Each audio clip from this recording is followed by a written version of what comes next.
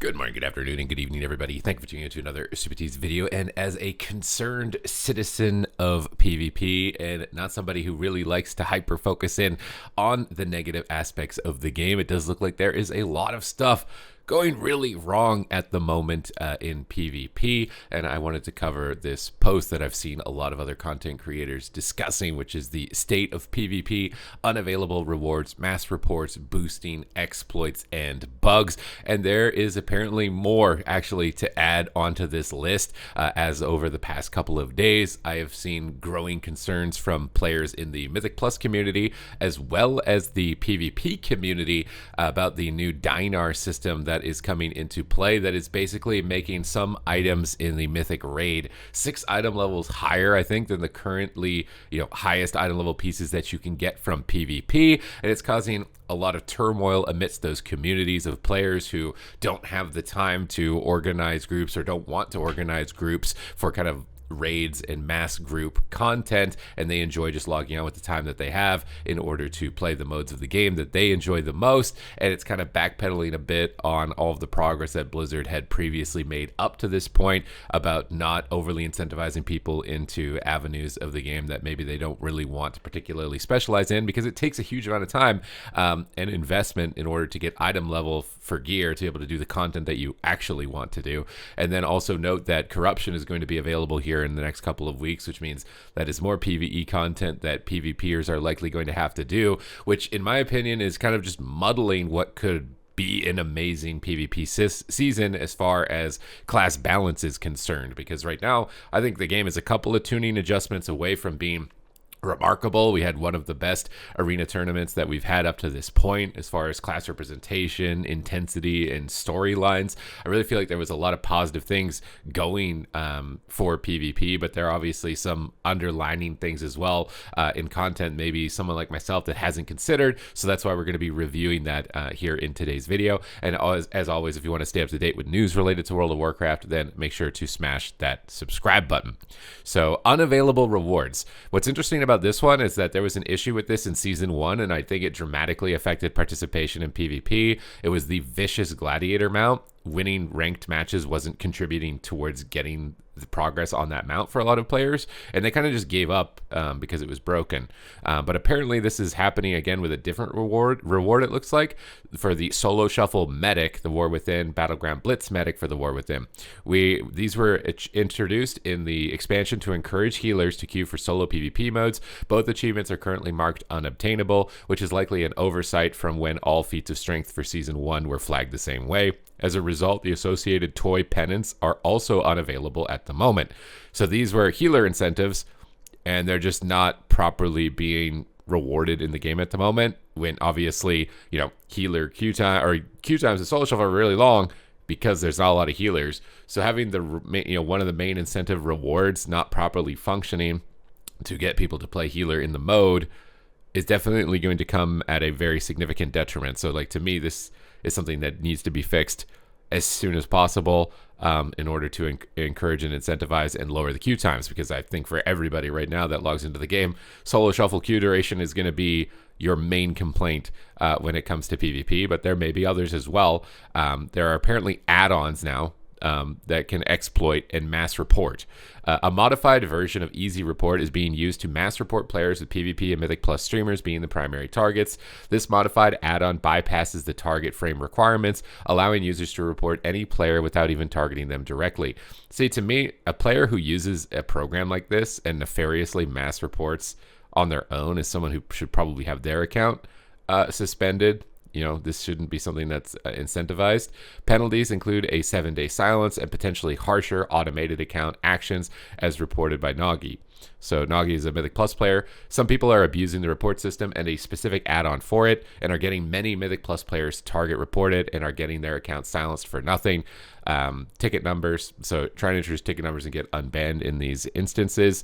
I don't know if Blizzard can go above and beyond and add protections, but obviously this could easily be happening to people who aren't streamers, right? And streamers have the advantage of having a giant social media following, all of the PR backlash if nothing is done by it. But What about the random Joe who just has someone who's doing this to them because they didn't perform as optimally as they would have liked in their Battleground Blitz or something, or their Mythic Plus or whatever it may be, right? They're not going to have this. They're just going to get banned, and no one's going to even know that they got banned because they aren't. So it's like, yeah, it's annoying because it targets streamers, but this affects everybody in the game. So I think Blizzard definitely needs to get on board with removing the functionality of this add-on, and also looking to punish players who are using it, because I think for the most part, no one's going to be using this without some sort of nefarious intent, right? It's going above and beyond the normal functionality of the game, and this should be heavily disincentivized because the mass reporting is already a big deal, right? So automating it and basically turning AI into it is going to give it like super juiced up powers. We don't need that. And now apparently there is also boosting going on, and boosting is something that's pretty common in World of Warcraft, right?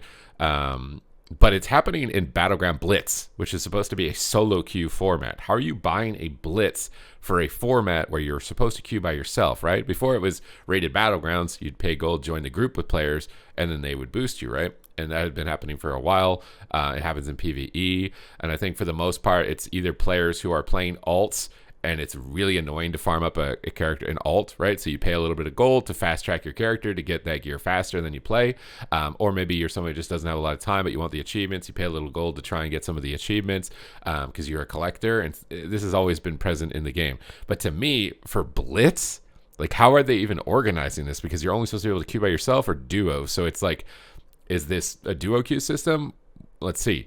Ever felt stomped in Battleground Blitz? Boosting is now rampant, with bad actors win trading or selling carries, even at 2400 plus rating, for the Strategist War Within 2 achievement and the prized Legends Pennant toy reward. These paid services are actively advertised through trade chat in-game and on various Discord marketplaces. We are the top one Blitz boosting team. We only have rank 1 players. So you guys want to talk about the Cabal? What about the Battleground Cabal? Because like this, to me, has got to be against terms of service. One, because it would require orchestrated win trading. And like, how are they even guaranteeing that they're queuing into the people that they're trying to queue into? Like, look at some of this. Like 25 wins is 8.5 million gold. How are they even doing this? Is the population at the top just like that small that they can do this? Because like this is literally a post in the game. Like this is getting ridiculous. Time is running out. Climb the ladder with our team of top tier tournament players and multi-rank 1 veterans. We offer premium services at unbeatable prices. Skip the middlemen and avoid fake credentials from low rated sellers. Reach heights beyond your expectations. Achieve your dream rating today. Now again, for in-game gold, and I think you're not even technically supposed to be able to advertise stuff like this in-game. Or it's supposed to have like its own channel or something. But for Blitz makes no sense, because you will have to break the terms of service to guarantee wins in that type of situation, right? You would have to deliberately lose. If a player in this boosting service was on the opposing team, they'd have to deliberately lose. So like this is getting really shady in that regard. I don't know how you would ever stop, 3v3 where someone pays gold to play with 2 other players. That's just been in the game forever, and just kind of like a functionality of the game. If you have the gold and you want to do that, you've been able to do that. Obviously, IRL transactions are against the terms of service, but the other brackets, I don't know what you would really do. But the Blitz makes no sense that's even remotely allowed. So this is definitely really going in a bad direction. Like this needs to get out of here. There's some other ones that are kind of more quirky. Like apparently there are toy exploits where you can put toys on top of NPCs in Epic Battlegrounds that prevent players from interacting with them. To me, that's just like a blanket. You just flash that toy. It's not usable in PvP content. That toy is the Theorem's specimen container. I think it's got to come from Shadowlands or something. But this to me is something that you just flag if you're Blizzard. Can't use this in Arena, can't use this in Battlegrounds, to stop this from going on. So that obviously, because Epic BGs also have the issue of queuing into pre-mates, right? Like imagine queuing into a pre-mate and then you can't even build your vehicles because they've put this toy down on all of the workshops, so you can't build vehicles. Like it's just, it's adding oil to the fire. Like it's just, this needs to be just stomped out, I think, really fast. For Battleground issues, they could use a balance pass. So a lot of the characters, I think, in the Battlegrounds are not scaling appropriately, is what this section is about. So you can kind of just like rush through kill bosses really easily. You can stealth in Ashran as a tank and just solo the boss at the end. Apparently there's ways to attack Winter Grasp without even breaking the inner wall. You can attack that. I don't know if that's intended, because Demolishers can shoot their shots over things. I don't know if that's intended. This is like probably the most least exploitative one to me that I've seen on this list. But for Ashran, because the mobs aren't scaled appropriately, you just rush through to the end. And this is something that I've seen in like previous expansions because of the way item level adjusts and our leveling, scaling, and squishing. And you'll see a bunch of patch notes for like epic BGs. You'll just be like, why are there so many changes for epic BGs? And most of those changes are just rearranging the numbers on the monsters so that it functions the same regardless of the power level of the characters in that content. And it seems like that's likely just what has scaled out of control here for a lot of this. There's some weird funny bugs apparently where you can burn to death by the fire in Altiric Valley. I'm sure somebody after hearing that's going to go try and just run into fire and see if that actually happens or not in Altiric Valley. And it's ironic that this bug is you're on fire when it feels like everything is on fire right now in the game. And apparently people think this is a problem as well, which is you can farm Conquest and full epic gear without doing random BGs. You can just make a group from LFG and basically just fly around the zone looting the chests that drop from the sky. And the reason this is so lucrative is because it gives you bloody tokens and conquest. So you don't need to worry about being like super undergeared because you have this mass group of people. You also get a bit of gold as well from doing this. You have a mass group of people just flying around the zone, collecting these. You can do the world quests in that zone as well, or loot the dirt off the ground with the weekly quest to get sparks as well in the downtime. And it's easily one of the fastest ways to accelerate your gearing process. Now, I'm not against incentivizing world PvP because I actually think the world PvP in the last two expansions, the system has been really good. But this system, I don't know if it's maybe it gives too much conquest, or maybe the conquest from other sources just needs to go up, because we're already at a point where it's like, if you're just starting, it's very hard to catch up on gear. So rather than kind of like removing this, maybe it's just let's increase the rate that conquest is delivered through other rated PvP modes instead, so that players can get their characters up and geared. But then we go into the first problem of the beginning of this video, which is that there is going to be some PvE content. And between the item levels for Mythic and then the corruption, right? The corruption I think is estimated to be between 2 to 4% damage increase, and then the item level from the weapons or whatever it happens to be, the slots of gear from the Mythic raid is probably also going to be around 2%. So again, like a 6% value increase. And I remember in the last season of Dragonflight with the Dinar system, I participated in it, but you didn't have to do the Mythic raid. You could do Raid Finder and then upgrade it through crests. And I had to do that on my character, and a lot of people did that. And you remember they had to farm the legendary axe. A couple of classes had to do some PvE for small advantages, but I don't think that they had to do the Mythic raid. That's what most people, I think, are angry with that change, is that it's the Mythic raid, which is so difficult, right? Like I think Mugsy is considered like one of the hardest encounters in the game. It requires a huge amount of organization in order to do that, to get a piece to do the content you want to do.